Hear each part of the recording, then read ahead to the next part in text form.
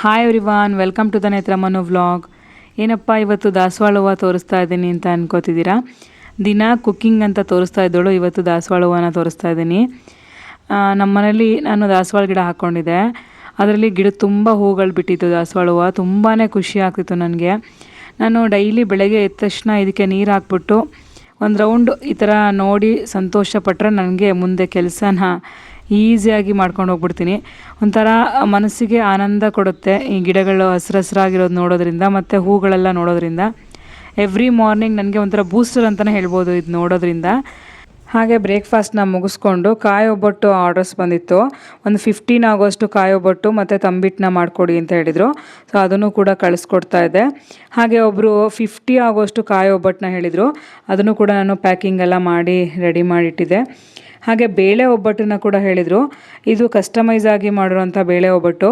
ಅವರಿಗೆ ವೀಟ್ ಫ್ಲೋರಲ್ಲಿ ಬೇಕು ಅಂತ ಹೇಳಿದರು, ಅಂದರೆ ಗೋಧಿ ಹಿಟ್ಟಲ್ಲಿ ಮಾಡಿಕೊಡಿ ಅಂತ ಹೇಳಿದರು, ಮೈದಾ ಹಿಟ್ಟು ಬೇಡ ಅಂತ ಹೇಳಿದರು. ಸೊ ನಂಗೆ ತುಂಬಾ ಖುಷಿ ಆಯಿತು, ಯಾಕಂದರೆ ತುಂಬ ಟೇಸ್ಟಿಯಾಗಿ ಬಂದಿತ್ತು ಆ್ಯಂಡ್ ಹೆಲ್ದಿಯಾಗಿ ಇರುತ್ತೆ ಅಂಥೇಳಿ ಅವರು ಚಿರೋಟಿ ರವೆ ಮತ್ತು ಮೈದಾ ಬದಲು ವೀಟ್ ಫ್ಲೋರ್ನ ಯೂಸ್ ಮಾಡಿ ಮಾಡಿಕೊಡಿ ಅಂತ ಹೇಳಿದರು. ಗೋಧಿ ಹಿಟ್ಟನ್ನು ತುಂಬಾ ಚೆನ್ನಾಗಿ ಬಂದಿತ್ತು. ಈ ಹೋಳಿಗೆ ಸಖತ್ ಟೇಸ್ಟಿಯಾಗಿ ಬಂದಿತ್ತು. ಕಲರ್ ಕೂಡ ತುಂಬ ಚೆನ್ನಾಗಿ ಬಂದಿತ್ತು. ಅರಿಶಿನ ಪುಡಿ ಕೂಡ ಹಾಕಿ ಅಂತ ಹೇಳಿದರು. ಯೂಶ್ವಲಿ ನಾನು ಅರಿಶಿನದ ಪುಡಿ ಬೇಕು ಅನ್ನೋರಿಗೆ ಮಾತ್ರ ಹಾಕೋದು. ತುಂಬಾ ಚೆನ್ನಾಗಿ ಬಂದಿತ್ತು ಕಲರ್ ಕೂಡ. ನೋಡ್ತಾ ಇದ್ದೀರಲ್ವ ಎಷ್ಟು ಸಾಫ್ಟಾಗಿ ಬಂದಿತ್ತು ಅಂದರೆ ತುಂಬ ಟೇಸ್ಟಿಯಾಗಿ ಕೂಡ ಬಂದಿತ್ತು. ತುಂಬಾ ಚೆನ್ನಾಗಿತ್ತು. ಕಸ್ಟಮರ್ ಕೂಡ ತುಂಬಾ ಇಷ್ಟಪಟ್ಟರು. ಹೋಳಿಗೆನ ಟೇಸ್ಟ್ ಮಾಡಿ ತುಂಬ ಇಷ್ಟಪಟ್ಟಿದ್ದಾರೆ. ಸೊ ನನಗೂ ಕೂಡ ತುಂಬಾ ಖುಷಿ ಆಯಿತು. ಹೀಗೆ ನೋಡಿ ನಾನು ಕಸ್ಟಮೈಸ್ ಆಗಿ ಕೂಡ ಮಾಡಿಕೊಡ್ತಾ ಇರ್ತೀನಿ. ಯಾರಿಗೆ ಯಾವ್ಯಾವ ಥರ ಬೇಕು ಅನ್ನೋದು ಕೂಡ ನಾನು ಕೇಳಿಬಿಟ್ಟು ಮಾಡ್ತಾ ಇರ್ತೀನಿ. ಹಾಗೆ ಕೋಡುಬಳೆ ಕೂಡ ಆರ್ಡ್ರ್ ಹೇಳಿದರು. ಒಂದು ಸ್ನ್ಯಾಕ್ಸ್ ಎಲ್ಲ ಬೇಕು ಅಂತ ಹೇಳಿದರು. ಕೋಡುಬಳೆ, ಚಕ್ಲಿ ಈ ಥರ ಎಲ್ಲ ಆರ್ಡರ್ಸ್ ಇತ್ತು. ಅದಕ್ಕೋಸ್ಕರ ನಾನು ಈ ಥರ ಪ್ರಿಪೇರ್ ಮಾಡಿಕೊಂಡು ಎಲ್ಲ ಪ್ಯಾಕಿಂಗ್ ಮಾಡಿಟ್ಕೊಂಡಿದ್ದೆ. ಹಾಗೆ ಕರ್ಜಿಕಾಯಿ ಇದೆಲ್ಲ ಆ್ಯಕ್ಚುಲಿ ನನಗೆ ಕೆಲವೊಂದು ರೆಸಿಪೀಸ್ನ ತೋರಿಸ್ಲಿಕ್ಕೆ ಆಗ್ತಿಲ್ಲ. ಯಾಕಂದರೆ ಇಷ್ಟೊಂದು ಎಲ್ಲ ನಾನು ಎಂಗೇಜ್ ಆಗಿರೋದ್ರಿಂದ ಕೆಲವೊಂದು ರೆಸಿಪೀಸ್ನ ನಿಮ್ಮ ಜೊತೆ ಶೇರ್ ಮಾಡಲಿಕ್ಕೆ ಆಗಲ್ಲ. ನೋಡಿ, ಇದು ಕರ್ಜಿಕಾಯಿ, ಇದು ಕೂಡ ನಾನು ಕಳಿಸ್ಕೊಡ್ಬೇಕಿತ್ತು ಅದ್ರ ಜೊತೆಗೇ. ಹಾಗೆ ಇದು ನಿಪ್ಪಟ್ಟು, ಹಾಗೆ ಇದು ರವೆ ಉಂಡೆ ನೀವು ರೆಸಿಪಿನ ನನ್ನ ಪ್ರೀವಿಯಸ್ ವಿಡಿಯೋದಲ್ಲಿ ನೋಡ್ಬೋದು ನಾನು ಯಾವ ಥರ ಮಾಡಿದ್ದೆ ಅಂತ. ಹಾಗೆ ಬೇಸನ್ ಲಡ್ಡು ಕೂಡ ನೋಡಿ, ಇದು ತುಂಬಾ ಟೇಸ್ಟಿಯಾಗಿರುತ್ತೆ. ಹಾಗೆ ನನಗೆ ಸೀಮಂತಕ್ಕೆ ಆರ್ಡರ್ಸ್ ಇತ್ತು, ಈ ಥರ ಎಲ್ಲ ಮಾಡಿಕೊಡಿ ಸ್ನ್ಯಾಕ್ಸ್ನ ಅಂತ. ಇದನ್ನು ಕೂಡ ಮಾಡಿದ್ದೆ. ಇದಕ್ಕೆ ಒಂದು ಚಿಕ್ಕದಾಗಿ ಸ್ಟಿಕ್ಕರ್ಸ್ನ ಮಾಡಿಸಿದ್ದೆ, ನೇತ್ರಾಸ್ ಕಿಚನ್ ಅಂತ. ನಮ್ಮಲ್ಲಿ ಏನೇನು ನಾನು ಶುರು ಮಾಡಿದ್ದೀನಿ ಅದೆಲ್ಲ ಕೂಡ ಇದರಲ್ಲಿ ಇನ್ಕ್ಲೂಡ್ ಆಗಿರುತ್ತೆ. ಅಂದರೆ ನಾನು ಪಿಕಲ್ಸ್ ಮತ್ತು ಸ್ನ್ಯಾಕ್ಸು ಸೊ ಎಲ್ಲ ಇನ್ಕ್ಲೂಡ್ ಮಾಡಿದ್ದೀನಿ. ನನ್ನ ಕ್ಲೌಡ್ ಕಿಚನಲ್ಲಿ ಯಾವುದೆಲ್ಲ ಇನ್ಕ್ಲೂಡ್ ಮಾಡಿದ್ದೀನಿ ಅಂತ ನಾನು ನಿಮ್ಮ ಜೊತೆ ಶೇರ್ ಮಾಡ್ಕೊತೀನಿ. ಈ ವಿಡಿಯೋನ ಕೊನೆ ತನಕ ನೋಡಿ, ಇನ್ನೆಲ್ಲ ನಾನು ಇನ್ಕ್ಲೂಡ್ ಮಾಡಿದ್ದೀನಿ ಅಂತ ಗೊತ್ತಾಗುತ್ತೆ ನನ್ನ ಈ ಒಂದು ಬಿಸ್ನೆಸ್ಸಲ್ಲಿ. ನೋಡಿ, ಇವಾಗ ನನಗೆ ಈವ್ನಿಂಗಿಗೆ ಒಂದು ಆರ್ಡರ್ ಇತ್ತು, ಜೋಳದ ರೊಟ್ಟಿ ಆರ್ಡರು. ಅವರು ನನಗೆ ಸಾಫ್ಟಾಗಿರೋ ಜೋಳದ ರೊಟ್ಟಿ ಬೇಕು ಅಂತ ಹೇಳಿದರು. ಅಂದರೆ ಟೇಸ್ಟ್ ಮಾಡಿದರು ನನ್ನ ಜೋಳದ ರೊಟ್ಟಿ, ಮಿಷಿನಲ್ಲಿ ಮಾಡೋವಂಥ ರೊಟ್ಟಿನ. ನನಗೆ ಅದೇ ರೊಟ್ಟಿ ಬೇಕು ಅಂಥೇಳಿ ಮಾಡಿಸ್ಕೊತಾ ಇದ್ದಾರೆ. ಇವರು 10 ಮೆಂಬರ್ಸ್ಗೆ ಜೋಳದ ರೊಟ್ಟಿ, ಒಂದು 25 to 30 ಜೋಳದ ರೊಟ್ಟಿ ಹೇಳಿದರು. ಹಾಗೆ ಎಣ್ಗಾಯಿ ಪಲ್ಯ ಹೇಳಿದರು, ಹಾಗೆ ಕಾಳು ಪಲ್ಯ ಹೇಳಿದರು. ಅದರ ರೆಸಿಪೀಸ್ ಎಲ್ಲ ನಿಮ್ಮ ಜೊತೆ ಶೇರ್ ಮಾಡ್ಕೊತಾ ಇದ್ದೀನಿ. ಇದರ ಹಿಟ್ಟಿನ ಕನ್ಸಿಸ್ಟೆನ್ಸಿ ನೀವು ನನ್ನ ಪ್ರೀವಿಯಸ್ ವಿಡಿಯೋದಲ್ಲಿ ನೋಡ್ಬೋದು ಯಾವ ಥರ ಮಾಡಿದ್ದೆ ಅಂತ. ನೋಡಿ, ಇವಾಗ ನಾನು ಆ ಪೇಪರ್ಗೆ ಸ್ವಲ್ಪ ಒಂದು ಲಿಟಲ್ ಬಿಟ್ ಆಗೋಷ್ಟು ಅಷ್ಟೇ ಆಯಿಲ್ ಹಚ್ಚಿರೋದು. 2 drops ಆಯಿಲ್ ಆದರೆ ಸಾಕು. ಹಾಗೆ ನೋಡಿ, ಈಗ ಉಂಡೆನ ನಾನು ಆ ಪೇಪರ್ ಮಧ್ಯದಲ್ಲಿ ಇಟ್ಕೊಂಡು ಪೇಪರ್ನ ಕ್ಲೋಸ್ ಮಾಡಿ ಇವಾಗ ನಾನು ಕೆಳಗಡೆ ಇಟ್ಬಿಟ್ಟು ಮಿಷಿನ್ಗೆ ಈ ಥರ ಕೊಡ್ತಾ ಇದ್ದೀನಿ. ಇವಾಗ ತಿರುಗಿಸ್ಬೇಕು. ನೋಡಿ, ಈ ಥರ ತಿರುಗಿಸಿದ್ರೆ ದೊಡ್ಡದಾಗಿರೋಂಥ ರೊಟ್ಟಿ ರೆಡಿ ಆಗುತ್ತೆ. ನಂತರ ಯಾರಿಗೆ ತಟ್ಟಲಿಕ್ಕೆ ಬರಲ್ಲ ರೊಟ್ಟಿ, ಹಾಗೆ ಬಿಗಿನರ್ಸ್ ಯಾರಿಗಾದರೂ ರೊಟ್ಟಿ ತಟ್ಟಕ್ಕೆ ಬರಲ್ಲ ಅನ್ನೋರು ಕೂಡ ಇದು ಈಸಿಯಾಗಿ ಮಾಡ್ಕೊಂಡು ತಿನ್ಬೋದು. ಇದರಲ್ಲಿ ಜೋಳದ ರೊಟ್ಟಿನ ಈ ಮಿಷಿನಲ್ಲಿ ತುಂಬಾ ಚೆನ್ನಾಗಿ ಬರುತ್ತೆ. ನಮ್ಮಲ್ಲೇ ಸಿಗುತ್ತೆ. ಇದಕ್ಕೂ ಕೂಡ ನಾನು ಸ್ಕ್ರೀನ್ ಮೇಲೆ ಬರ್ತಿರೋಂಥ ನಂಬರ್ಗೆ ಕಾಂಟ್ಯಾಕ್ಟ್ ಮಾಡ್ಬೋದು. ಹಾಗೆ ಡಿಸ್ಕ್ರಿಪ್ಷನ್ ಬಾಕ್ಸಲ್ಲಿ ಕೂಡ ನನ್ನ ಕಾಂಟ್ಯಾಕ್ಟ್ ನಂಬರ್ನ ಹಾಕಿರ್ತೀನಿ, ರೋಟಿ ಮೇಕರ್ದು ನನ್ನ ಬಿಸ್ನೆಸ್ ನಂಬರ್ ಕೂಡ, ನನ್ನ ಕ್ಲೌಡ್ ಕಿಚನ್ದಾಗಿರ್ಬೋದು. ಪ್ರತಿಯೊಂದು ಕೂಡ ಕಾಂಟ್ಯಾಕ್ಟ್ ನಂಬರು ಡಿಸ್ಕ್ರಿಪ್ಷನ್ ಬಾಕ್ಸಲ್ಲಿ ಇರುತ್ತೆ, ನೀವು ಚೆಕ್ ಮಾಡ್ಬೋದು. ಹಾಗೆ ನೋಡಿ, ಎಷ್ಟು ದೊಡ್ಡದಾಗಿ ಬಂದಿದೆ ಅಲ್ವಾ, ತೆಳುವಾಗಿ ಬಂದಿದೆ ರೊಟ್ಟಿ ಕೂಡ. ಇವಾಗ ನೋಡಿ, ನಾನಿವಾಗ ತವಾ ಮೇಲೆ ಕಾದಿರೋವಂಥ ಹಂಚಿನ ಮೇಲೆ ಹಾಕ್ಕೊತಾ ಇದ್ದೀನಿ. ತುಂಬಾ ಚೆನ್ನಾಗಿ ಬರುತ್ತೆ, ಸಾಫ್ಟಾಗಿರುತ್ತೆ. ಹಾಗೆ ಹಿಟ್ಟು ಉದುರೋದಾಗಲಿ ಅಥವಾ ಸ್ಟೌವೆಲ್ಲ ನೀವು ಕ್ಲೀನ್ ಮಾಡೋದು ಈಸಿ ಆಗುತ್ತೆ. ಹಾಗೆ ಕಟ್ಟೆ ಕೂಡ ನೀವು ಈಸಿಯಾಗಿ ಕ್ಲೀನ್ ಮಾಡ್ಬೋದು, ನೀರು ಹಚ್ಚೋದಿರಲ್ಲ. ಎಲ್ಲದು ಈಸಿವೇ. ಆ್ಯಂಡ್ ಡಯೆಟ್ ಮಾಡೋರಿಗೆ ಅಥವಾ ಹೆಲ್ದಿಯಾಗಿ ತಿನ್ನಬೇಕು ಅಂತ ಜೋಳದ ರೊಟ್ಟಿ ಆಗಿರ್ಬೋದು, ಅಥವಾ ಸಜ್ಜೆ ರೊಟ್ಟಿ ಆಗಿರ್ಬೋದು, ಅಥವಾ ನಿಮಗೆ ರಾಗಿ ರೊಟ್ಟಿ, ಹಾಗೆ ಅಕ್ಕಿ ರೊಟ್ಟಿ, ಪ್ರತಿಯೊಂದು ಕೂಡ ನಾನು ಇದರಲ್ಲೇ ಮಾಡೋದು. ನೋಡಿ, ಒಂದು ಸ್ವಲ್ಪನೂ ಸ್ಟವ್ ಮೇಲೆ ಹಿಟ್ಟು ಉದುರೋದಾಗಲಿ ಏನೂ ಆಗಿಲ್ಲ. ನೋಡಿ, ತುಂಬ ಚೆನ್ನಾಗಿ ಬರುತ್ತೆ. ನೀವು ದಿನಪೂರ್ತಿ ಇಟ್ಟರೂ ಇಷ್ಟೇ ಸಾಫ್ಟ್ ಆಗಿರುತ್ತೆ ರೊಟ್ಟಿ. ಜೋಳದ ರೊಟ್ಟಿ ಆಗಿರ್ಬೋದು, ಅಕ್ಕಿ ರೊಟ್ಟಿ ಆಗಿರ್ಬೋದು, ರಾಗಿ ರೊಟ್ಟಿ ಆಗಿರ್ಬೋದು, ಸಜ್ಜೆ ರೊಟ್ಟಿ ಆಗಿರ್ಬೋದು, ಚಪಾತಿ ಆಗಿರ್ಬೋದು, ಹೋಳಿಗೆ ಆಗಿರ್ಬೋದು, ಪ್ರತಿಯೊಂದು ಕೂಡ ಈ ರೊಟ್ಟಿ ಮೇಕರಲ್ಲಿ ಆರಾಮಾಗಿ ಈಸಿಯಾಗಿ ಆಗೋಗುತ್ತೆ. ನೋಡಿ ನಾನು ಎಷ್ಟು ಸಾಫ್ಟ್ ಆಗಿರೋಂಥ ರೊಟ್ಟಿ ರೆಡಿ ಮಾಡಿದ್ದೀನಿ ಅಂತ. ನನ್ನ ಕಸ್ಟಮರ್ ಅಂತೂ ಇದನ್ನ ಇಷ್ಟಪಟ್ಬಿಟ್ಟು ನನಗೆ ಇದರಲ್ಲೇ ಮಾಡಿಕೊಡಿ ರೊಟ್ಟಿನ, ಸಾಫ್ಟ್ ಆಗಿರೋ ರೊಟ್ಟಿ ಅಂತ ಹೇಳ್ತಾರೆ. ಅಂದರೆ ಒಬ್ಬೊಬ್ಬರು ಒಂದೊಂದು ಥರ ಹೇಳ್ತಾರೆ. ಕೆಲವರು ಕೈಯಲ್ಲೇ ತಟ್ಟಿರೋ ರೊಟ್ಟಿ ಬೇಕು ಅಂತ ಹೇಳ್ತಾರೆ. ಸೊ ಡಿಪೆಂಡ್ಸ್ ಯಾವ ಥರ ಕೇಳ್ತಾರೆ ಅದೇ ಥರನೇ ಮಾಡಿಕೊಡ್ತಾ ಇರ್ತೀನಿ. ನೋಡಿ ಇದು ಎಷ್ಟು ಸಾಫ್ಟ್ ಆಗಿರೋಂಥ ರೊಟ್ಟಿ. ಬೇಗನೆ ನೋಡಿ 30 ರೊಟ್ಟಿ ಈಸಿಯಾಗಿ ಮಾಡಿಕೊಂಡು ಮುಗಿಸಿದ್ದೀನಿ. ನೋಡಿ ಅದೇ ಮಿಷಿನಲ್ಲಿ 30 to 40 ಮಿನಿಟ್ಸಲ್ಲಿ ನನಗೆ 30 ರೊಟ್ಟಿ ರೆಡಿಯಾಗಿದೆ. ನೋಡಿ ತುಂಬಾ ಚೆನ್ನಾಗಾಗುತ್ತೆ, ಸಾಫ್ಟಾಗಿ ತುಂಬ ಚೆನ್ನಾಗೂ ಬಂದಿತ್ತು. ನೋಡಿ ನೀವು ದೊಡ್ಡದಾಗಿ ಅಂದರೆ ಎಷ್ಟು ದೊಡ್ಡದಾಗಿ ಬೇಕಾದರೂ ಮಾಡ್ಕೋಬೋದು. ನೀವು ಈ ಥರ ಮಾಡ್ಕೊಂಡು ತಿನ್ನೋದ್ರಿಂದ ಹೆಲ್ದಿಯಾಗಿ ಕೂಡ ಇರುತ್ತೆ. ನೀವು ಬೇಕು ಅಂದರೆ ನೀವು ಕೂಡ ಟ್ರೈ ಮಾಡಿ, ಮಿಸ್ ಮಾಡ್ದೇ. ತುಂಬ ಜನರಿಗೆ ಡೌಟ್ ಇದೆ ಇದು ಬರುತ್ತಾ ಅಂತ. ಖಂಡಿತವಾಗ್ಲೂ ಬರುತ್ತೆ. ಇದು ನಮ್ಮ ಮಲೆನಾಡು ಕಡೆ ಪ್ರತಿಯೊಬ್ಬರು ಮನೆಯಲ್ಲೂ ಇರುತ್ತೆ. ನಾನು ಅದನ್ನು ನೆಕ್ಸ್ಟು ಊರಿಗೆ ಹೋದಾಗ ವಿಡಿಯೋ ಮಾಡಿ ಹಾಕ್ತೀನಿ. ಯಾಕಂದರೆ ಪ್ರತಿಯೊಬ್ಬರು ಮನೆಯಲ್ಲೂ ನಮ್ಮ ಮಲೆನಾಡು ಕಡೆ ಅಕ್ಕಿ ರೊಟ್ಟಿ, ಜೋಳದ ರೊಟ್ಟಿ ಎಲ್ಲರೂ ಇದರಲ್ಲೇ ಮಾಡೋದು. ರಾಗಿ ರೊಟ್ಟಿ ಪ್ರತಿಯೊಂದು ಕೂಡ ರೊಟ್ಟಿಗಳನ್ನೆಲ್ಲ ಇದರಲ್ಲೇ ಮಾಡೋದು. ಅಂದರೆ ತಾಳಿಪೆಟ್ಟು ಅಂತ ಹೇಳ್ತೀವಿ, ಮಸಾಲ ಅಕ್ಕಿ ರೊಟ್ಟಿ ಅಂತಿರಲ್ಲ, ಅದನ್ನೆಲ್ಲದೂ ಕೂಡ ಈ ಒಂದು ಮಿಷಿನಲ್ಲೇ ಮಾಡೋದು. ಅದಕ್ಕೋಸ್ಕರ ನಾನು ನಿಮ್ಮ ಜೊತೆ ಶೇರ್ ಮಾಡ್ಕೊತಿರೋದು. ಅದನ್ನು ಕೂಡ ನಾನು ಸೇಲ್ ಮಾಡ್ತಾ ಇರೋದ್ರಿಂದ ನಾನು ನಿಮ್ಮ ಜೊತೆ ಶೇರ್ ಮಾಡಿಕೊಂಡೆ. ಹಾಗೆ ನೋಡಿ ಎಣ್ಗಾಯಿ ಪಲ್ಯ ಮಾಡೋದಕ್ಕೆ ಹೇಳಿದ್ರಲ್ವ, ಸೊ ಅದಕ್ಕೋಸ್ಕರ ನಾನು ಇವಾಗ ಎಣ್ಗಾಯಿ ಪಲ್ಯಕ್ಕೆ ಎಲ್ಲ ರೆಡಿ ಮಾಡಿ ಇಟ್ಕೊಂಡಿದ್ದೆ. ಬದನೆಕಾಯಿನ ನೋಡಿ, ಬದನೆಕಾಯಿ ಈ ಥರ ಎಲ್ಲ ಹುಳ ಎಲ್ಲ ನೋಡಿ ಕಟ್ ಮಾಡಿ ಮಧ್ಯದಲ್ಲಿ ನೀರಿಗೆ ಹಾಕಿ ಇಟ್ಟಿದೆ. ಸೊ ಅದೆಲ್ಲ ಕಲ್ಲರ್ ಬಿಟ್ಕೊಳ್ಳಿ ಅಂತ. ಅದು ಬ್ಲ್ಯಾಕ್ ಎಲ್ಲ ಬಿಟ್ಕೋಬೇಕು, ಇಲ್ಲಾಂದರೆ ಟೇಸ್ಟ್ ಚೆನ್ನಾಗಿ ಬರೋಲ್ಲ. ಅದಕ್ಕೇ ಅಂದರೆ ಸೌಳು ಅಂತ ಹೇಳ್ತೀವಿ ನಮ್ಮ ಕಡೆ, ಆ ಥರ ಆಗಲ್ಲ ನಿಮಗೆ. ಆ ನೀರನ್ನು ತೆಗಿಯೋದ್ರಿಂದ ನಿಮಗೆ ಟೇಸ್ಟ್ ಕೂಡ ಚೆನ್ನಾಗಿ ಬರುತ್ತೆ. ಆ ನೀರೆಲ್ಲ ಹಾಕಿ ಮತ್ತೆ ಒಂದು ಸಲ ನೀರನ್ನು ಚೆಲ್ಬಿಟ್ಟು ಮತ್ತೆ ಒಂದು ಸಲ ತೊಳ್ಕೊಂಡ್ರೆ ತುಂಬ ಚೆನ್ನಾಗಿ ಬರುತ್ತೆ. ನೋಡಿ ಹಾಗೆ ನಾನು ಈ ಥರ ಡ್ರೈ ಪುಡಿ ಮಾಡ್ಕೊಂಡಿದ್ದೆ. ಇದು ಸ್ಟಫಿಂಗಿಗೆ ಎಣ್ಗಾಯಿ ಪಲ್ಯ ಅಲ್ವಾ, ಅದಕ್ಕೋಸ್ಕರ ಇದಕ್ಕೆ ನಾನು ಕಡಲೆ ಬೀಜ ಮತ್ತು ಬಿಳಿ ಎಳ್ಳು, ಹಾಗೆ ಹುಚ್ಚೆಳ್ಳು ಅಂದರೆ ಗುರೆಳ್ಳು ಅಂತಲೂ ಕರೀತಾರೆ, ಹಾಗೆ ಸ್ವಲ್ಪ ಬೆಲ್ಲ ಮತ್ತು ಅರಿಶಿನದ ಪುಡಿ, ಹಾಗೆ ಖಾರದ ಪುಡಿ, ಇದೆಲ್ಲ ಸ್ವಲ್ಪ ಕೊಬ್ಬರಿ, ಒಣ ಕೊಬ್ಬರಿ ಕೂಡ ಹಾಕ್ಕೋಬೇಕಾಗುತ್ತೆ. ಅದನ್ನೆಲ್ಲ ಸ್ವಲ್ಪ ಫ್ರೈ ಮಾಡಿಕೊಂಡು 2-3 ಎಸ್ಲಾಗೋಷ್ಟು ಬೆಳ್ಳುಳ್ಳಿನ ಹಾಕ್ಕೊಂಡು ಪುಡಿ ಮಾಡಿ ಇಟ್ಕೊಂಡ್ರೆ ತರ್ತರಿಯಾಗಿ ತುಂಬಾ ಚೆನ್ನಾಗಿ ಬರುತ್ತೆ. ಆ ಥರ ರೆಡಿ ಇದ್ದರೆ ನಿಮಗೆ ಪುಡಿ ಬೇಗನೆ ಈಸಿಯಾಗಿ ಮಾಡ್ಕೊಬಿಡ್ಬೋದು. ನೋಡಿ ನಾನು ಆದಷ್ಟು ಫ್ರೆಶ್ಶಾಗೆ ಮಾಡ್ಕೊಳ್ಳೋದು, ತುಂಬ ಚೆನ್ನಾಗಿ ಬರುತ್ತೆ ಆ ಥರ ಪುಡಿ ಮಾಡಿಟ್ಕೊಂಡ್ರೆ. ನನಗೆ ನಾರ್ತ್ ಕರ್ನಾಟಕ ಕಡೆ ಮಾಡ್ತಾರಲ್ಲ ಅದೇ ಮಾಡಿಕೊಡಿ ಅಂತ ಹೇಳಿದರು. ಜೋಳದ ರೊಟ್ಟಿಗೆ ತುಂಬಾ ಟೇಸ್ಟಿಯಾಗಿ ಬರುತ್ತೆ. ಸೊ ಅದಕ್ಕೋಸ್ಕರ ನಾನು ಒಂದು 2-3 ಥರ ಮಾಡ್ತೀನಿ ಎಣ್ಗಾಯಿ ಪಲ್ಯ. ಅದರಲ್ಲಿ ಇದು ಒಂದು ಪಲ್ಯ ತುಂಬ ಟೇಸ್ಟಿಯಾಗಿ ಕೂಡ ಬಂದಿತ್ತು.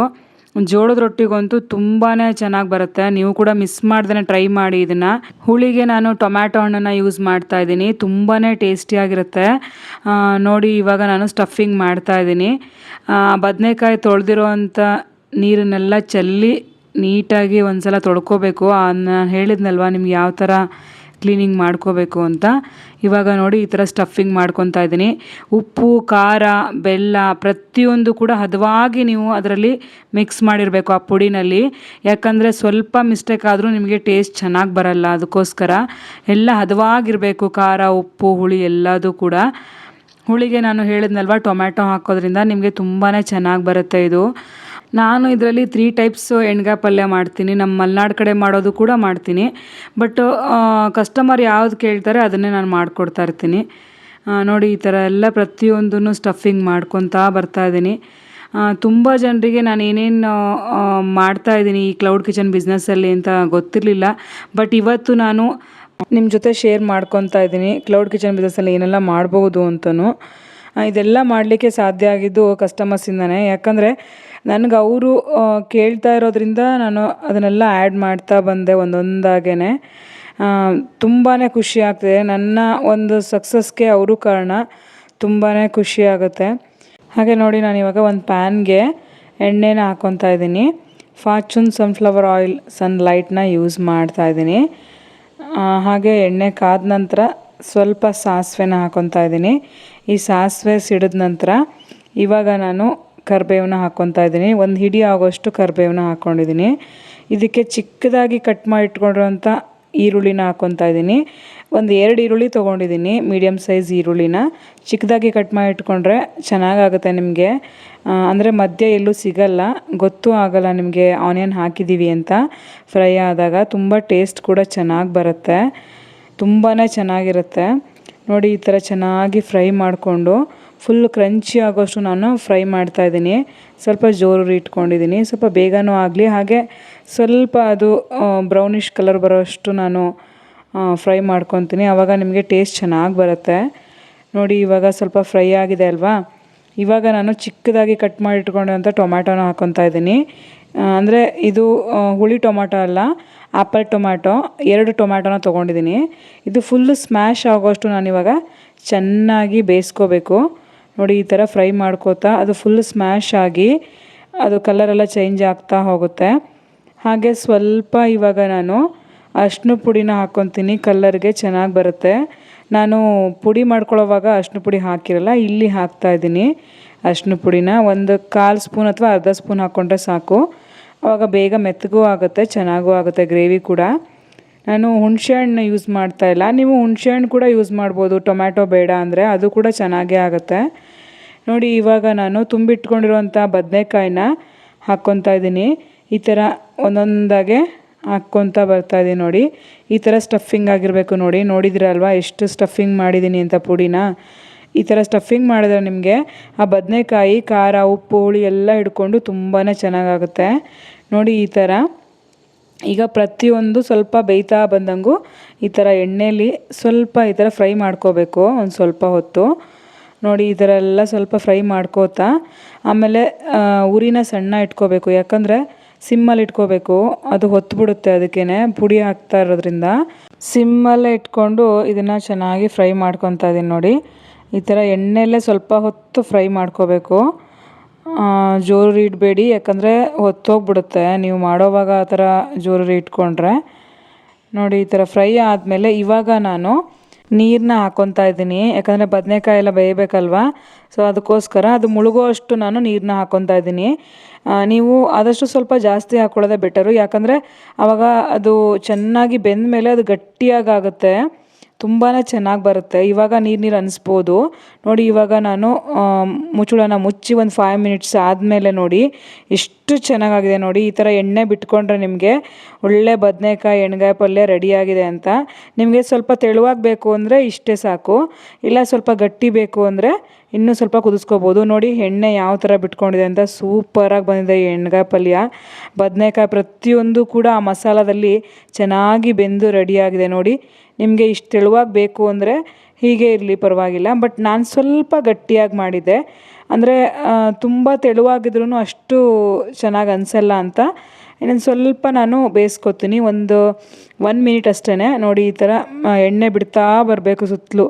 ಈ ಥರ ಎಣ್ಣೆ ಬಿಟ್ಟಿದೆ ಅಂದರೆ ಎಣ್ಣೆ ಜಾಸ್ತಿ ಹಾಕಿರೋದಲ್ಲ. ತುಂಬ ಜನರಿಗೆ ಅನಿಸುತ್ತೆ ಅಯ್ಯೋ ತುಂಬ ಎಣ್ಣೆ ಹಾಕಿದ್ದಾರೆ ಅನಿಸುತ್ತೆ ಅಂತ, ಬಟ್ ಇದು ಕಡಲೆ ಬೀಜ ಮತ್ತು ಬಿಳಿ ಎಳ್ಳು ಕೊಬ್ಬರಿ ಎಲ್ಲ ಹಾಕಿರ್ತೀವಲ್ಲ, ಅದರಿಂದ ನಿಮಗೆ ಈ ಥರ ಎಣ್ಣೆ ಬಿಟ್ಕೊಳ್ಳೋದು, ಯಾಕಂದರೆ ಅದರಲ್ಲೂ ಕೂಡ ಎಣ್ಣೆ ಅಂಶ ಇರುತ್ತಲ್ವ, ಸೊ ಅದಕ್ಕೋಸ್ಕರ ಅದಕ್ಕೆ ಇದನ್ನು ಎಣ್ಗಾಯಿ ಪಲ್ಯ ಅಂತ ಹೇಳೋದು. ತುಂಬಾ ಟೇಸ್ಟಿಯಾಗಿರುತ್ತೆ.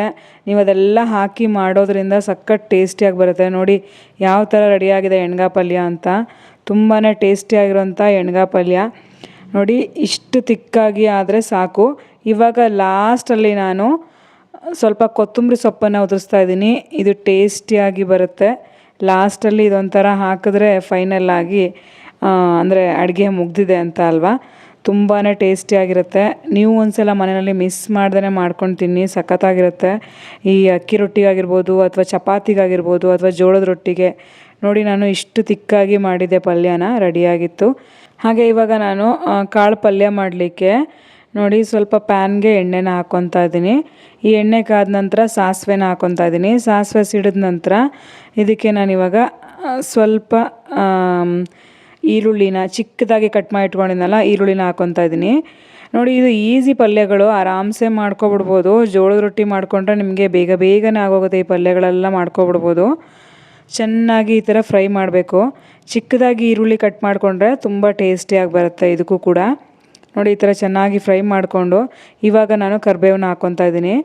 ಸ್ವಲ್ಪ ಫ್ರೈ ಮಾಡ್ಕೋಬೇಕು, ಕರಿಬೇವು ಕೂಡ ಚೆನ್ನಾಗಿ ಫ್ರೈ ಆಗಲಿ.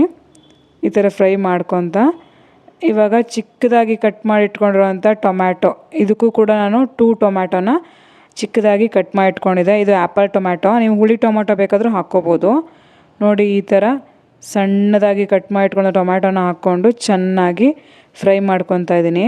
ಹಾಗೆ ಸ್ವಲ್ಪ ಅರ್ಶಿನದ ಪುಡಿ ಹಾಕ್ಕೊಂಡಿದ್ದೆ, ಒಂದು ಅರ್ಧ ಸ್ಪೂನ್ ಆಗೋಷ್ಟು. ಹಾಗೆ ಹಸಿರು ಮೆಣಸಿನ್ಕಾಯಿ ಮತ್ತು ಬೆಳ್ಳುಳ್ಳಿ ಪೇಸ್ಟನ್ನು ಹಾಕ್ಕೊತಾ ಇದ್ದೀನಿ. ಅದು ತುಂಬ ಟೇಸ್ಟ್ ಕೊಡುತ್ತೆ ನಿಮಗೆ. ನೋಡಿ ಈ ಥರ ಚಟ್ನಿ ಥರ ಮಾಡ್ಕೊಂಡಿದ್ದೆ, ಜಸ್ಟ್ ಸ್ವಲ್ಪ ತರಿಯಾಗಿತ್ತದು. ಹಸಿರು ಮೆಣಸಿನ್ಕಾಯಿ ಮತ್ತು ಬೆಳ್ಳುಳ್ಳಿನ ಈ ಥರ ಪೇಸ್ಟ್ ಥರ ಮಾಡ್ಕೊಂಡಿದ್ದೆ. ಖಾರಕ್ಕೆ ತಕ್ಕಷ್ಟು ಹಸಿರು ಮೆಣಸಿನ್ಕಾಯಿನ ಹಾಕ್ಕೊಂಡಿದ್ದೆ, ಬೆಳ್ಳುಳ್ಳಿ ಒಂದು 4 ಎಸಳು ಹಾಕ್ಕೊಂಡಿದ್ದೆ ಅಷ್ಟೇ. ಹಾಗೆ ಇವಾಗ ಬೇಯಿಸಿಟ್ಕೊಂಡಿರುವಂಥ ಅಲಸಂದೆ ಕಾಳನ್ನ ಹಾಕ್ಕೊತಾ ಇದ್ದೀನಿ. ನೀವು ನಾಟಿ ಅಲಸಂದೆ ಕಾಳು ಬರುತ್ತಲ್ವ, ಅಂದರೆ ಕೆಂಪುದು, ಅದನ್ನು ಕೂಡ ಹಾಕ್ಕೋಬೋದು. ಇದು ಕೂಡ ನಾಟಿನೇ, ಬಟ್ ಇದು ಕೂಡ ತುಂಬ ಟೇಸ್ಟ್ ಕೊಡುತ್ತೆ. ನೋಡಿ ಇದು ವೈಟ್ ಆಗಿರುವಂಥ ಅಲಸಂದೆ ಕಾಳು ತುಂಬ ಚೆನ್ನಾಗಿರುತ್ತೆ. ನೋಡಿ ಇವಾಗ ನಾನು ಕಾಳಲ್ಲಿರೋ ನೀರನ್ನ ಹಾಕ್ಕೊಂಡೆ ಅಲ್ವಾ, ನೀವು ನೀರು ಬೇಡ ಅಂದರೆ ಹಾಗೆ ಡ್ರೈ ಪಲ್ಯ ಕೂಡ ಮಾಡ್ಕೋಬೋದು. ಬಟ್ ನಾನಿಲ್ಲಿ ರೊಟ್ಟಿಗೆ ಹೊಂದಬೇಕಲ್ವ, ಅದಕ್ಕೋಸ್ಕರ ನೋಡಿ ಈ ಥರ ಸಪ್ರೇಟ್ ಆಗಿದೆ ಅಲ್ವಾ ನೀರು, ಆ ಥರ ಆಗಬಾರ್ದು ಅಂದರೆ ನೋಡಿ ಈ ಥರ ಆಗಬೇಕು ಅಂದರೆ ಗ್ರೇವಿ, ಒಂದು ಸ್ಮಾಲ್ ಟಿಪ್ಸ್ನ ಹೇಳ್ತಾ ಇದ್ದೀನಿ. ಆ ಕಾಳನ್ನ ಸ್ವಲ್ಪ ತಕ್ಕೊಂಡು ನೀವು ಮಿಕ್ಸಿಲಿ ರುಬ್ಬಿ ಹಾಕೋದ್ರಿಂದ ನೋಡಿ ಈ ಥರ ಗಟ್ಟಿಯಾಗಿ ಬರುತ್ತೆ. ನೋಡಿ ನಾನು ಸ್ವಲ್ಪ ಕಾಳನ್ನ ಒಂದು ಸೌಟ್ ಆಗೋಷ್ಟು ತಕ್ಕೊಂಡು ಚೆನ್ನಾಗಿ ರುಬ್ಬಿ ಹಾಕಿದ್ದೀನಿ. ನೋಡಿ ಕಾಳು ಮತ್ತು ನೀರು ಸಪ್ರೇಟ್ ಆಗಿಲ್ಲ, ನೋಡಿ ಎಷ್ಟು ಚೆನ್ನಾಗಿ ಬಂದಿದೆ ಗ್ರೇವಿ. ಈ ಥರ ಸಪ್ರೇಟ್ ಆಗಬಾರ್ದು ಅಂದರೆ ಈ ಥರ ಮಾಡ್ಬೋದು. ನಿಮಗೆ ಗ್ರೇವಿ ಬೇಡ ಅಂದರೆ ಆವಾಗ ನೀರನ್ನ ಹಾಕಬೇಡಿ, ಹಾಗೆ ಕಾಳಷ್ಟೇ ಹಾಕಿ, ಆವಾಗ ಕೂಡ ತುಂಬ ಟೇಸ್ಟಿಯಾಗುತ್ತೆ. ನನ್ನ ಆರ್ಡ್ರನ್ನ ಕೂಡ ಮುಗಿಸ್ಕೊಂಡೆ, ಈವ್ನಿಂಗು ಅವರಿಗೆ ಕಳಿಸ್ಕೊಟ್ಟೆ. ತುಂಬಾ ಇಷ್ಟಪಟ್ಟರು. ಎಣ್ಗಾಯಿ ಪಲ್ಯ, ಜೋಳದ ರೊಟ್ಟಿ, ಹಾಗೆ ಕಾಳು ಪಲ್ಯ ಎಲ್ಲ. ಹಾಗೆ ನೋಡಿ ಇದೆಲ್ಲ ನಾನು USA ಕಳಿಸ್ಬೇಕಿತ್ತು. ಅಂದರೆ ಒಬ್ಬರು ಅಮ್ಮ ಮಕ್ಕಳನ್ನ ನೋಡೋಕ್ಕೆ ಅಂತ USA ಹೋಗ್ತಾಯಿದ್ರು. ಸೊ ಅವರು ಇದನ್ನೆಲ್ಲ ಆರ್ಡ್ರ್ ಮಾಡ್ಕೊಂಡಿರೋವಂಥದ್ದು. ನೋಡಿ ಇದು ಅಗಸೆ ಬೀಜದ ಚಟ್ನಿ ಪುಡಿ, ಅಗಸೆ ಬೀಜ ಅಂತ ಫ್ಲಾಕ್ ಸೀಡ್ಸ್ ಬರುತ್ತಲ್ಲ ಅದರ ಚಟ್ನಿ ಪುಡಿ ಇದು ಕಡಲೆ ಬೀಜದ ಚಟ್ನಿ ಪುಡಿ. ಹಾಗೆ dry fruits laddu, dry fruits ಉಂಡೆ ಮಾಡಿದ್ದೆ. ಹಾಗೆ ರವೆ ಉಂಡೆ ಕೂಡ ಹೇಳಿದರು. ಹಾಗೆ ಖಾರ ಚಟ್ನಿ ಮತ್ತು ಪಿಕಲ್ಸು, ಉಪ್ಪಿನಕಾಯಿ, ಮಿಡಿ ಉಪ್ಪಿನಕಾಯಿ, ಅಂದರೆ ಮಾವಿನಕಾಯಿ ಮಿಡಿ ಉಪ್ಪಿನಕಾಯಿ ಬರುತ್ತಲ್ವ ನಮ್ಮ ಮಲೆನಾಡು ಕಡೆ, ಜೀರಿಗೆ ಮಿಡಿ ಆಗಿರ್ಬೋದು ಅಥವಾ ಅಪ್ಪೆ ಮಿಡಿ ಆಗಿರ್ಬೋದು, ಕಂಚಿಕಾಯಿ ಮತ್ತು ಎರಳಿಕಾಯಿ ಬರುತ್ತಲ್ವ, ಅದೆಲ್ಲ ಉಪ್ಪಿನಕಾಯಿನೂ ನಾನು ಮಾಡಿ ಕೊಡ್ತಾಯಿದ್ದೀನಿ. ಅದನ್ನು ಕೂಡ ಸೇಲ್ ಮಾಡ್ತಾಯಿದ್ದೀನಿ. ಹಾಗೆ ಇದು ಲೆಮನ್ ಉಪ್ಪಿನಕಾಯಿ, ಪ್ರತಿಯೊಂದು ವೆರೈಟೀಸು ಉಪ್ಪಿನಕಾಯಿ ಕೂಡ ನಾನಿವಾಗ ಮಾಡಿ ಸೇಲ್ ಮಾಡ್ತಾ ಇರೋವಂಥದ್ದು. ಹಾಗೆ ನೋಡಿ ಬೆಲ್ಲ, ಜೋನಿ ಬೆಲ್ಲದಲ್ಲ, ಇದು ಸ್ವಲ್ಪ ತಿಕ್ಕಾಗಿರೋವಂಥ ಬೆಲ್ಲ. ನಮ್ಮ ಮಲೆನಾಡು ಕಡೆಯವರಿಗೆ ಗೊತ್ತಿರುತ್ತೆ ಇದು, ಈ ಸಾಗರ, ಶಿವಮೊಗ್ಗ ಅಲ್ಲಿಯವರಿಗೆ ತುಂಬಾ ನೋಡಿ ತುಂಬ ಟೇಸ್ಟಿಯಾಗಿರುತ್ತೆ ಆ್ಯಂಡ್ ಹೆಲ್ದಿಯಾಗಿರುತ್ತೆ. ಯಾವುದೇ ಥರದ ಪ್ರಿಸರ್ವೇಟಿವ್ ಆಗಲಿ ಅಥವಾ ಕಲರ್ ಆಗಲಿ ಹಾಕದೇ ರೈತರಿಂದ ನೇರವಾಗಿ ನಾನು ಮಾರಾಟ ಮಾಡ್ತಾ ಇರೋವಂಥದ್ದು. ಯಾಕಂದರೆ ನನ್ನ ಕಸಿನ್ ಬ್ರದರ್ ಮನೇಲೇ ಅದು ಬೆಳೆಯುವಂಥದ್ದು. ನಮ್ಮ ಕಣ್ಣೆದುರುಗಡೆ ಆಲೆ ಮನೆ ಅಂತ ಆಗುತ್ತೆ, ಕಬ್ಬಿನ ಆಲೆ ಮನೆ ಅಂತ, ಅಲ್ಲಿ ನಮ್ಮ ಕಣ್ಣೆದುರುಗಡೆ ಆಗೋವಂಥದ್ದು. ಪ್ರತಿಯೊಂದು ಪ್ರೊಸೀಜರ್ ಕೂಡ ನಮ್ಮ ಕಣ್ಣೆದುರುಗಡೆ ಆಗುತ್ತೆ. ನಾವು ಕೂಡ ನಮ್ಮ ಊರಲ್ಲಿ ಎಲ್ಲರೂ ಅದನ್ನು ಯೂಸ್ ಮಾಡ್ತಾರೆ. ಅದರಲ್ಲೇ ನಮ್ಮ ಕಡೆ ಎಲ್ಲರೂ ಸ್ವೀಟ್ಸ್ನ ಮಾಡೋದು ಬೆಲ್ಲದಿಂದ ಹದವಾಗಿ ಕಾಯಿಸಿರ್ತಾರೆ. ಅಂದರೆ ಹಳ್ಳಿ ಜನ ಮುಂಚೆ ಹೇಗೆ ಹಳೆ ಕಾಲದಲ್ಲಿ ಮಾಡ್ತಿದ್ರು ಅದೇ ಥರ ಪ್ರೊಸೀಜರ್ಲೇ ಮಾಡೋ ಅಂಥದ್ದು. ತುಂಬಾ ಟೇಸ್ಟಿಯಾಗಿರುತ್ತೆ. ನಮ್ಮ ಊರ ಕಡೆ ಅದನ್ನೇ ಯೂಸ್ ಮಾಡೋವಂಥದ್ದು. ಹಾಗೆ ನಿಮಗೆ ಹೆಲ್ದಿಯಾಗಿ ಕೂಡ ಇರುತ್ತೆ. ಯಾವುದೇ ಥರದ ಕಲಬೆರಕೆ ಆಗಲಿ ಅಥವಾ ಆ ಥರ ಯಾವುದೂ ನಾವು ಮಾಡೋದಿಲ್ಲ. ನೋಡಿ ಈ ಬೆಲ್ಲದಲ್ಲಿ, ಜಾಗೇರಿನಲ್ಲಿ 2 ಥರ ಬೆಲ್ಲ ಇದೆ. ಒಂದು ಮರಳಾಗಿರುವಂಥ ಬೆಲ್ಲ, ಹಾಗೆ ಒಂದು ಜೇನುತುಪ್ಪ ಥರ ಬರುತ್ತೆ, ಹನಿ ಥರ, ಅದು ಕೂಡ ಬೆಲ್ಲ ಸಿಗುತ್ತೆ. ಅದನ್ನು ಜೋನಿ ಬೆಲ್ಲ ಅಂತ ಕರಿತೀವಿ. ಎರಡೂ ಕೂಡ ನಿಮಗೆ ನಾವು ಕೊಡ್ತಿದ್ದೀವಿ. ಅದು ಕೂಡ ನಾನು ಸೇಲ್ ಮಾಡ್ತಾ ಇದ್ದೀನಿ. ನಿಮಗೂ ಏನಾದರೂ ಬೇಕು ಅಂದರೆ ನೀವು ಕೂಡ ಡಿಸ್ಕ್ರಿಪ್ಷನ್ ಬಾಕ್ಸಲ್ಲಿ ನನ್ನ ಕಾಂಟ್ಯಾಕ್ಟ್ ನಂಬರ್ನ ಹಾಕಿರ್ತೀನಿ, ಮಿಸ್ ಮಾಡ್ದೇ ಆರ್ಡರ್ ಮಾಡ್ಕೊಳ್ಳಿ. ಹಾಗೆ ನೋಡಿ ಅವಲಕ್ಕಿ ಚೂಡ, ಮಂಡಕ್ಕಿ ಚೂಡ ಇದೆಲ್ಲ ಹೇಳಿದ್ರಲ್ವ, ಅದನ್ನೆಲ್ಲ ಮಾಡಿ ಪ್ಯಾಕ್ ಮಾಡಿ ಕೊಟ್ಟಿರ್ತೀನಿ. ಹಾಗೆ ಕಾಫಿ ಪುಡಿ ಕೂಡ ನಾನು ಸೇಲ್ ಮಾಡ್ತಾ ಇದ್ದೀನಿ. ಇದು ಕೂಡ ನಮ್ಮ ಮನೆಯದೇ ಆಗಿರುತ್ತೆ. ಯಾಕಂದರೆ ತುಂಬ ಜನ ಮುಂಚೆಯಿಂದ ನಾನು ನನ್ನ ಫ್ರೆಂಡ್ಸಿಗೆಲ್ಲ ತಂದು ಕೊಡ್ತಾ ಇರ್ತಿದ್ದೆ. ಕೇಳ್ತಿರೋರು ನನಗೆ ತುಂಬ ಜನ ಫ್ರೆಂಡ್ಸು, ನೈಬರ್ಸ್ ಎಲ್ಲ, ನೀನು ಕಾಫಿ ನೋಡೋಳಲ್ವಾ, ಅಂದರೆ ನನ್ನ ಹಸ್ಬೆಂಡ್ ಊರು ಚಿಕ್ಕಮಂಗ್ಳೂರು ಆಗಿರೋದ್ರಿಂದ ಅಲ್ಲಿ ಕಾಫಿ ಬೆಳೀತಾರೆ. ಸೊ ಅದಕ್ಕೋಸ್ಕರ ನಮ್ಮ ಮನೆಯ ಕಾಫಿನೇ ಎಲ್ಲರಿಗೂ ತಂದುಕೊಡ್ತಾ ಇದ್ದೆ. ಇದನ್ನು ಕೂಡ ಯಾಕೆ ಆ್ಯಡ್ ಮಾಡ್ಕೋಬಾರ್ದು ಅಂತ ನನ್ನ ನೈಬರ್ಸ್ ಎಲ್ಲ ಕೇಳ್ತಾ ಇದ್ರು ತಂದುಕೊಡಿ ಅಂತ. ಸೊ ಇದನ್ನು ಕೂಡ ನಾನು ಇವಾಗ ಆ್ಯಡ್ ಮಾಡಿದ್ದೀನಿ. ಇದೆಲ್ಲ ಮಾಡಲಿಕ್ಕೆ ಸಾಧ್ಯ ಆಗಿದ್ದು ನನ್ನ ಹಸ್ಬೆಂಡಿಂದ. ಹಾಗೆ ನೋಡಿ ನಮ್ಮೂರಲ್ಲಿ ನಾವು ಯಾವ ಥರ ಕಾಫಿ ಕುಡಿತೀವಿ, ನೀವು ಬ್ಲ್ಯಾಕ್ ಕಾಫಿ ಆಗಿರ್ಬೋದು ಅಥವಾ ಫಿಲ್ಟರ್ ಕಾಫಿ ಆಗಿರ್ಬೋದು, ಯಾವುದೇ ಒಂದು ಕಾಫಿ ಆದರೂ ನೀವು ಈಸಿಯಾಗಿ ಇದನ್ನು ಯೂಸ್ ಮಾಡ್ಬೋದು. ತುಂಬಾ ಚೆನ್ನಾಗಿರುತ್ತೆ ಆ್ಯಂಡ್ ಟೇಸ್ಟಿಯಾಗಿ ಕೂಡ ಇರುತ್ತೆ. ಹಾಗೆ ಯಾವುದೆಲ್ಲ ಎಷ್ಟು ಹಾಕಬೇಕು ಅನ್ನೋದು ಕೂಡ ಇದರಲ್ಲಿ ತೋರಿಸಿರ್ತೀವಿ ನೋಡಿ. ಚಕೋರಿ ಎಷ್ಟು ಹಾಕಬೇಕು, ಹಾಗೆ ಕಾಫಿ ಎಷ್ಟು ಹಾಕಬೇಕು ಅನ್ನೋದು ಕೂಡ ಇರುತ್ತೆ. ಅದು ಕೂಡ ಕರೆಕ್ಟಾಗಿ ಹದವಾಗಿ ಮಾಡಿಸಿರ್ತೀವಿ. ತುಂಬಾ ಟೇಸ್ಟಾಗಿರುತ್ತೆ. ನಾವು ನಮ್ಮ ಮನೆಗಳಲ್ಲಿ ಇದನ್ನೇ ಯೂಸ್ ಮಾಡೋದು. ಅಂದರೆ ನಮ್ಮ ಊರಲ್ಲಾಗಿರ್ಬೋದು ಅಥವಾ ನಾವು ಇಲ್ಲಿ ಬೆಂಗಳೂರಲ್ಲಾಗಿರ್ಬೋದು, ನಾವು ಇದೇ ಪುಡಿನ ಯೂಸ್ ಮಾಡೋದು. ತುಂಬಾ ಟೇಸ್ಟಿಯಾಗಿರುತ್ತೆ. ನಿಮಗೂ ಬೇಕು ಅಂದರೆ ನೀವು ಕೂಡ ನನ್ನ ಡಿಸ್ಕ್ರಿಪ್ಷನ್ ಬಾಕ್ಸಲ್ಲಿ ನನ್ನ ಕಾಂಟ್ಯಾಕ್ಟ್ ನಂಬರ್ನ ಹಾಕಿರ್ತೀನಿ. ಮಿಸ್ ಮಾಡ್ದೇ ಚೆಕ್ ಮಾಡಿ, ನಿಮಗೂ ಕೂಡ ನಾನು ಕಳಿಸ್ಕೊಡ್ತೀನಿ. ಆಲ್ ಓವರ್ ಇಂಡಿಯಾ ಇದು ನಾವು ಕಳಿಸ್ಕೊಡ್ತೀವಿ. ನೋಡಿದ್ರಲ್ವ, ನನ್ನ ಕ್ಲೌಡ್ ಕಿಚನಲ್ಲಿ ಇಷ್ಟೆಲ್ಲ ಬಿಸ್ನೆಸ್ನ ಆ್ಯಡ್ ಮಾಡ್ಕೊಂಡಿದ್ದೀನಿ. ನಿಮಗೇನಿಸ್ತು ಅಂತ ನನಗೆ ಕಮೆಂಟ್ ಮಾಡಿ. ಹಾಗೆ ಇಲ್ಲಿಗೆ ಈ ವಿಡಿಯೋನ ಮುಗಿಸ್ತಾ ಇದ್ದೀನಿ. ಈ ವಿಡಿಯೋ ಏನಾದರೂ ಇಷ್ಟ ಆಗಿದರೆ ಪ್ಲೀಸ್ ಲೈಕ್ ಮಾಡಿ, ಶೇರ್ ಮಾಡಿ, ಸಬ್ಸ್ಕ್ರೈಬ್ ಮಾಡಿ. Thank you all.